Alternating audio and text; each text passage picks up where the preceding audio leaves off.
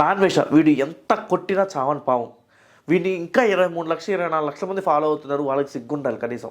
వాడు ఇండియన్స్ని తిడుతున్నాడు, మన అమ్మలను తిడుతున్నాడు, మన అక్కలను తిడుతున్నాడు, హిందువులు తిడుతున్నాడు, మన హిందువులు తిడుతున్నాడు, అందరిని తిడుతున్నాడు. అయినా సిగ్గు లేకుండా వాడిని ఫాలో అవుతారు. వాడు వాడు చెప్పేయండి అబద్ధాలే. వాడు ఏం చెప్పాడు ఒకసారి వీడియో వినండి. వాడు ఏం చెప్పాడు అభివృద్ధి చూడండి. దొంగనా కొడకల్లాగా కాదు. ఇప్పుడు ఇక్కడ థాయిలాండ్ మీ ఆడపిల్లలు వస్తే సేఫ్ గా మళ్ళీ ఇంటికి వెళ్ళిపోతుంది. కానీ మన ఇండియాలోని రేపు అయిపోయి వెళ్ళిపోతుంది. 60,000 రేపులు చేశారు. అది కాకుండా విదేశీయులు ఎన్ని మంది 197 దేశాల వాళ్ళు వస్తారు. వాళ్ళు మీరు చూడండి, 197 దేశాల వాళ్ళు థాయిలాండ్కి వచ్చి సేఫ్ గా వెళ్తున్నారు. మన ఇండియా జర్మన్ అమ్మాయి వచ్చింది రేపు చేశారు, బ్రెజిల్ అమ్మాయి వచ్చింది రేపు చేశారు, ఇజ్రాయెల్ అమ్మాయి వచ్చింది రేపు. ఏ అమ్మాయి వస్తే ఫారినర్స్ ని రేపు చేయాలి,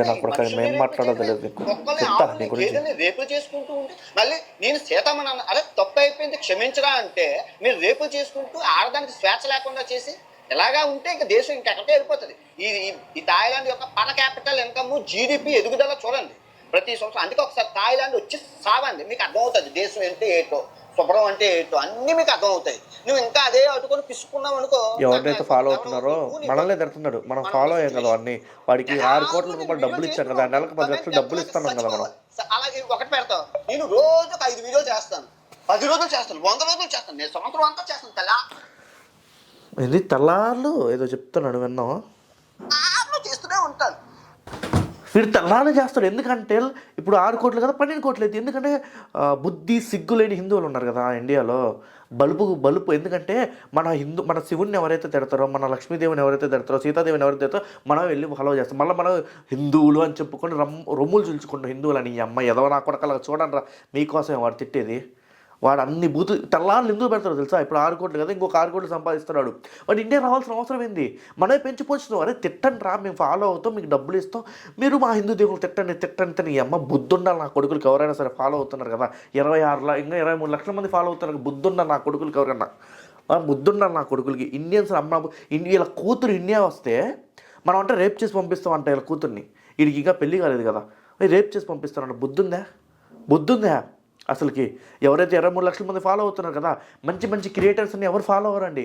మంచి క్రియేటర్స్కి డబ్బులు కూడా ఉండవు. అందుకనే ఎవరైతే కాంట్రవర్సీలు చేస్తాడో, ఎవరైతే మన జీవితాలతో ఆడుకుంటాడో, ఎవరైతే మన అన్నం పెట్టినోడిని వెనకాల నడ్డి మీద కొడతాడో వాడిని మాత్రం మనం పోషిస్తూ ఉంటాం. ఈ నా కొడుకుని పోషించాం కదా మనం. నేను కూడా వాడికి డబ్బులు వేసా. వాడికి అడుక్కు తింగాడు కదా మన దగ్గర. అయ్యా మీకు దండం పెడతాను, మన ట్రావెల్ చేయడానికి డబ్బులు అంటే మనం ముష్టి వేసడంలో నేను కూడా ఒకడు ఉన్నప్పుడు అప్పుడు తిరిగేసాను. నాకైతే డబ్బులు వేయలేదు తిరిగి. అయినా పర్వాలేదు. అప్పుడు వాడు మంచి క్రియేటర్, మంచి కంటెంట్. ఇప్పుడు కాంట్రవర్సీతోనే డబ్బులు సంపాదిస్తున్నాడు, కాంట్రవర్సీతోనే తింటున్నాడు. వీడు 1,00,000 వీడియోలు పెడతాడండి. ఎందుకంటే ప్రతి ఒక్క వీడియోకి 1 మిలియన్ వ్యూస్ వస్తుంది. ఎందుకంటే మనలాంటి గొర్రెలు కొజ్జానా కొడుకులు మనం ఇంకా వాడి వీడియోస్ చూస్తున్నాం కాబట్టి.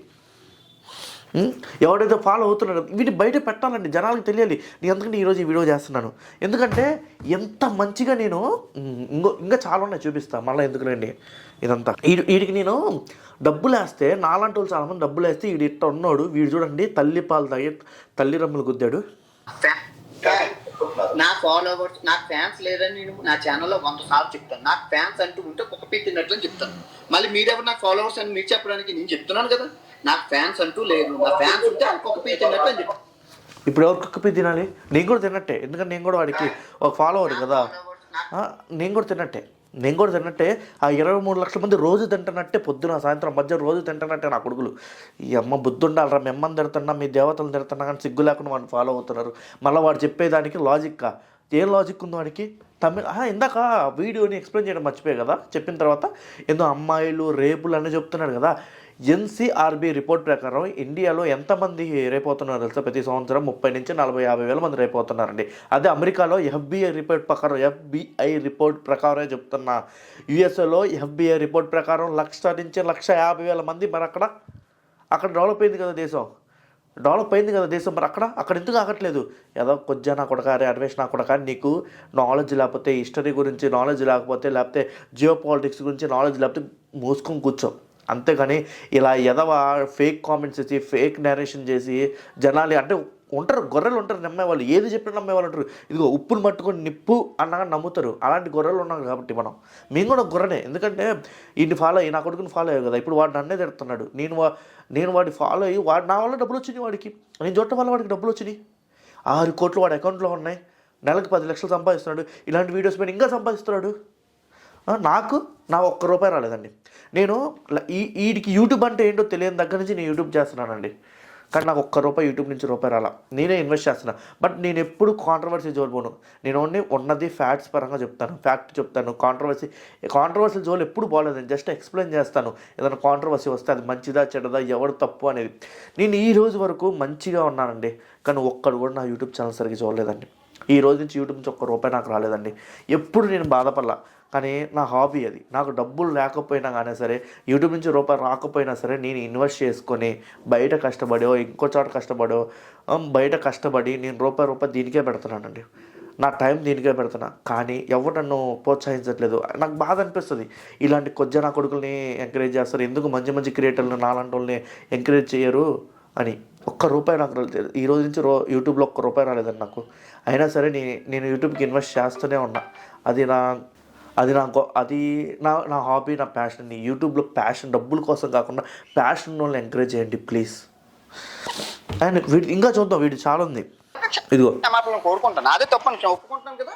సో ఇప్పుడు నేను తప్పు చేస్తే రాత్రికి వినాయకుడి సన్నిధిలోనూ రక్తం కక్కుకొని చచ్చిపోతాను కనుక నా తప్పు మీరు స్వీకరించకపోతే ఈ సంవత్సరం నుంచి నెక్స్ట్ సంవత్సరం వరకు అష్ట దరిద్రాలు మీకు అంటుకుంటాయి. ఛాలెంజా వినాయకుడి మీద ప్రమాణకం చేసి చెప్తున్నాను. నేను తప్పు చేస్తే ఈ రోజు రాత్రికి రక్తం కక్కుకొని చచ్చిపోతాను. కానీ మీకు ఈ సంవత్సరం 26 అంతా నాలుగు మీద మచ్చలోనే అష్ట దరిద్రాలు పట్టుకొని సర్వనాశనం అయిపోతాను. నేను చెప్తున్న తప్పుని స్వీకరించకపోతే. కాదు, వీడంట రాత్రికి అంట, మేమంట సంవత్సరం అంట. ఎవరైతే వీడి మీద వీడియోస్ చేశారో, వీడైతే యాంటీగా కింద కామెంట్స్ చేశారో వీడి వీడియోస్ కింద, వాళ్ళంట దరిద్రంగా నాశనం అయిపోతారంట. వీడు మొత్తం ఒక్కరోజే అంట, మాకు మొత్తం సంవత్సరం. అంటే వీడి లాజిక్ ఏంటంటే, ఈరోజు నైట్ కనుక ఈరోజు నైట్ నేను రక్తంగా చచ్చిపోతే వాడు ఇంకోటి చేసింది నిజం అన్నట్టు. మనం మొత్తం సంవత్సరం 26 వరకు, ఈ సంవత్సరం ఇంకా 4 రోజులు ఉంటే అందరం మర్చిపోతాం. ఎదవ లాజిక్లు ఎవడికి తెలియదు, వీడి ఎదవ లాజిక్లు. నువ్వు తప్పు చేయడం ఏంద్రా, నువ్వే ఒక పెద్ద తప్పు నా కొడుకు, మళ్ళీ తప్పు చేయటం అంటారు. నీకు అంతగా సామాన్లు కనబడుతున్నాయంటే గుళ్ళని అసలుకి గుళ్ళు ఏం చేసినాయిరా? నేను మీ అమ్మ గుడికి వెళ్తుందా? వద్దులే, వాళ్ళని ఎందుకు తీయటం, నీకంటే సంస్కారం లేదు. నువ్వంటే ఎట్ట పుట్టావో నీకే తెలియదు, మేమంటే సరిగ్గా పుట్టాం కదా. నీ అమ్మ గుళ్ళు ఎందుకురా? టాపిక్ ఏం శివాజీ గారిది బట్టల టాపిక్ దగ్గర నుంచి ఎక్కడి నుంచి తీసుకొచ్చారు? ఈ నా కొడుకు వీడిని సంపితం కాలండి. ఇంకా ఫాలో అవుతాం కదా మనం ఈ ఫాలోవర్స్ ఎవరవుతుందో ముందు నాకు తెలిసి వాడిని ఫాలో అయ్యే వాళ్ళందరూ ఆ మైండ్ సెట్టే అనుకుంటా. వీళ్ళంటి మైండ్ సెట్టే, వీళ్ళకి అక్కల చెల్లెలు ఉన్నారో నాకు తెలియదు. ఇంకా ఉంది, సామాన్లు కనబడుతున్నాయంటే గుళ్ళని. ఆంజనేయ స్వామి ఆ గదని ఎక్కడ పెట్టాలో అక్కడ పెడతారు. ఎక్కడ పెడతారు అసలు? నీకెందుకురా? ఎక్కడ అసలుకి వీడిని ఎలా కాదండి, వీడిని అసలుకి వీడిని ఏం చేయాలి తెలుసా? వీడిని బట్టలు రోడ్డు మీద తీసుకొచ్చి ఒక పోలు కట్టేసి ఒక సర్కిల్లో జనాలు అందరూ చూస్తుండగా వాతలు పెట్టి ఒక్కొక్క పాటు కట్ చేసుకుంటూ చేయాలండి. అలా చేస్తాక వీడు వీడి నోటికొచ్చిందల్లా మాట్లాడి ఇదే నిజము, ఇదే నేను చెప్పేదే కరెక్టు, నేను చెప్పేదే నిజం అంటాడు. వీడికి ఫ్యాట్స్ తెలియదు, జియో పాలిటిక్స్ తెలియదు, ఏమీ తెలియదు. అసలు వేరే దేశంతో కంపేర్ చేస్తాడు, చైనాకి మనకు సంబంధం ఏంటంటే, అరే చైనాకి వెళ్ళి నువ్వు మొగోడివైతే నువ్వు మీ అమ్మకు పుట్టుంటే నా కొడుక, నువ్వు మొగోడివైతే పొయ్యి చైనాకి వెళ్ళి చైనా అమ్మ నా బూతులు తిట్టరా. నువ్వు ఇండియాకి వచ్చి అమ్మ నా బూతులు తిట్టు, నిన్ను ఏమనరు ఎవరు. కానీ చైనాకి వెళ్ళి తిట్టు, ఒక్క మాట తప్పు మాట్లాడు, ఒక్క మాట, ఏం జరిగిందో తెలుసా? ఆ రోజు నుంచి నువ్వెవడో మాకు తెలియదు, నీ శవం ఎక్కడ దొరికిద్దో కూడా తెలియదు. ఏంటి ఏదేదో మాట్లాడుతున్నాడు, అసలు నాకు అర్థం కాదు. చైనాతో ఇండియాతో కంపేర్ ఏంటి? అది తెలుసా? మన ఇండియన్ హిస్టరీ తెలుసా నీకు? రే, ఒక గవర్నమెంట్ నడపాలంటే ఫ్రీ స్కీమ్స్ ఉంటాయి, అలా ఎన్ని ఉంటాయిరా. నువ్వు గవర్నమెంట్ నడపాలి. వేరే దేశంలో ఎక్కడ ఉచిత పథకాలు ఉండవు, పింఛన్స్ ఉండవు, ఎక్కడ ఉండవురా. మన ఇండియాలోనే ఉంటాయి. నీలాంటి నా కొడుకులు పుట్టారు కాబట్టి ఇండియా ఇంకా నాశనం అయిపోతుంది. నీలాంటి నా కొడుకులు ఇంకా ఎంతమంది చాలామంది ఉన్నారు. వీడిని ఫాలో అయ్యే వాళ్ళందరూ వీడి నా కొడుకులే నాకు తెలిసినంతరు. కొంచెం అన్నా హిందువులు వీడిని ఫాలో అవుతున్న హిందువులు సిగ్గు లజ్జ ఉంటే, మానం ఉంటే మీరు ఫాలో అవ్వమాకండి. లేదు మాకు అవన్నీ లేదు, మీ హిందూ అని చెప్పుకొని మా దేవుడు మేమే తిట్టించుకుంటామంటే ఫాలో అవ్వండి. ఎవడైతే సరే వాడిని ఫాలో అవుతున్న వాళ్ళందరూ, హిందువులు ఫాలో అవుతున్న వాళ్ళందరూ మీ దేవుణ్ణి నువ్వు పూజిస్తున్న శివుడు, నువ్వు పూజిస్తున్న వెంకటేశ్వర స్వామి, నువ్వు పూజిస్తున్న లక్ష్మీది, నువ్వు పూజిస్తున్న కనకదుర్గమ్మ తల్లి నువ్వు తిట్టుకున్నట్టే, వాడిని ఫాలో అవుతున్నట్టే నువ్వు తిట్టుకున్నట్టే. లేదు నేను ఫాలో అవుతాను అయినా మా దేవుణ్ణి నేను తిట్టుకుంటూ నేను ఫాలో అవుతాను అంటే మాత్రం నీ కర్మ నువ్వు అనుభవించు. దయచేసి వినండి, ఇలాంటి కొజ్జా నా కొడుకులను ఎంకరేజ్ చేయొద్దు, ఇలాంటి లంబడి నా కొడుకులను ఎంకరేజ్ చేయొద్దు, ఇలాంటి వెధవ నా కొడుకులు అస్సలు ఎంకరేజ్ చేయొద్దు. ప్లీజ్ మీకు దండం పెడుతున్నాను.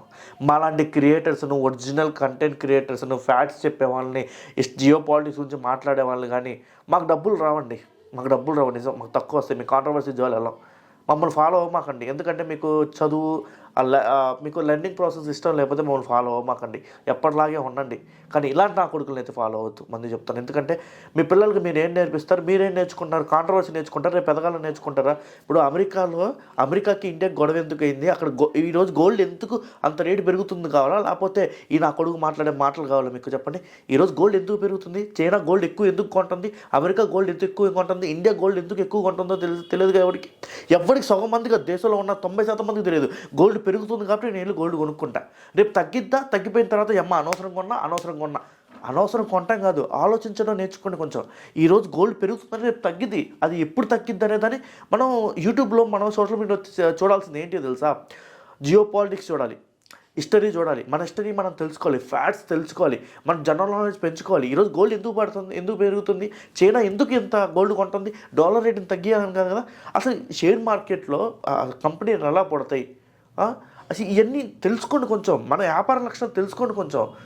మీరు ఎవ్వడూ డబ్బులు సంపాదించారండి. ఇప్పుడు ఫర్ ఎగ్జాంపుల్ అండి, మీకు ఒక లాజిక్ చెప్తాను. హైదరాబాద్లో 20 లక్షలు 15 లక్షలు వస్తే హ్యాపీగా బతకచ్చు, రాజాలా బతకచ్చు అనుకుంటారు. ఈరోజు బతకచ్చు అంటే ఒకప్పుడు అనుకునేవాళ్ళు, ఇప్పుడు ఈరోజు బతకచ్చు చెప్పండి? ఈరోజు 150 కోట్ల రూపాయలు ఒక ఎకరం, ఆ ఎకరంలో ఒక్కొక్క అపార్ట్మెంట్ కొడితే 1 కోటి రూపాయలు 2 కోట్లు పెట్టి ఈ 2 కోట్లు మనం సంపాదించాలంటే మనకు వచ్చే 20 లక్షలు మన ఖర్చులో సరిపోదు కదా. దాని కదా మనం క్వశ్చన్ చేయాల్సింది గవర్నమెంట్ని. ఈ ఎకరం 150 కోట్లు పెట్టి అమ్మితే మధ్యతరగతి ఎలా బతుకుతాడనే కదా. మధ్యతరగతి ఎప్పుడు మధ్యతరగతిగానే ఉంటాడు. ఇలాంటి వీడియోస్ చూడబట్టే మధ్యతరగతులు ఎప్పుడు అలా ఉండిపోతాడు నాకు తెలిసినంతవరకు. ఇలాంటి వాళ్ళు ఎంకరేజ్ చేయమంటారు బాబు, మీకు దండం పెడతారు. మాలాంటి వాళ్ళు ఎంకరేజ్ చేయకపోయినా, మాలాంటి వాళ్ళు సబ్స్క్రైబ్ చేయకపోయినా పర్లేదు, ఇలాంటి వాళ్ళు మాత్రం సబ్స్క్రైబ్ చేయమాకండి. మన దేవుళ్ళు మనం తిట్టించుకునేది ఎంత బుద్ధి నా కొడకల్లారా. వాడిని ఎవడైతే ఫాలో అవుతున్నారో వాడికి నిజంగా వాళ్ళ బుద్ధి లేదు. మీ అమ్మని తిట్టించుకున్నట్టే అండి వాడిని ఫాలో అవుతున్న వాళ్ళందరికీ చెప్తున్నా. మళ్ళీ కలుద్దాం. మీ అభిప్రాయాన్ని కామెంట్ బాక్స్లో కామెంట్ చేయండి. ఒకసారి నా వీడియోస్ చూడండి, మీకు నచ్చితే ఫాలో చేయండి, సబ్స్క్రైబ్ చేయండి. మళ్ళీ కలుద్దాం వేరే వీడియో.